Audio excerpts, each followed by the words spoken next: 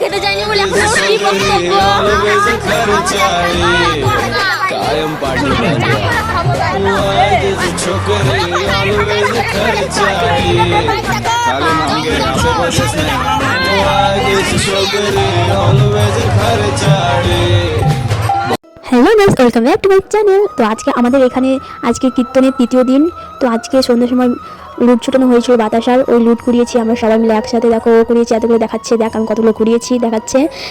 তো আমরা তখন খুব মজা করছিলাম ওখানে, আর আমি বলছিলাম এইগুলো নিয়ে যে আমি চা করে খাবো। এদিকে সবাই হাসাহাসি করছে আর আমি এদিকে দেখাচ্ছি, দেখো গাইস আমি এগুলো বাড়ি নিয়ে যেয়ে চা করে খাবো। আর এদিকে দেখো এই চকলেট দেখাচ্ছি, দেখো গাইস আমি চকলেট পেয়েছি। আর এর মুড অফ, এই বাতাসা পাইনি বলে সেই জন্য খুব মুড অফ করেছিল, বলছে আমি পাইনি একটাও বাতাসা। আর আমি এদিকে খালি বলে যাচ্ছি চা করে খাবো এগুলো দিয়ে। দুপুরে খেতে যায়নি বলে এখন ওর কি বক্তব্য? এখন বক্তব্যটা কি আপনারা শুনুন। রাতে যাব, রাতে এমন খাওয়া। আর এদিকে রাসলীলা শুরু হয়ে গেছে, দেখো রাধা কৃষ্ণ ভবন আসছে, রাসলীলায় নাচছে একদম, সেই সুন্দর লাগছে একদম সবাই নাচ। আর এইদিকে আমরা সব বান্ধবীরা মিলে বোনরা মিলে সব একটু ঢং করে পোজ মারছিলাম, চিজ বলে ঢং, আমরা যেখানে থাকবো একটু ঢং তো হবেই, তাই না গাইজ? আর এদিকে দেখো রাধাকৃষ্ণ একটু, আর এদিকে বসে বসে আমি একটু রাধাকৃষ্ণ একটু ভিডিও ক্লিপ নিয়ে নিচ্ছিলাম।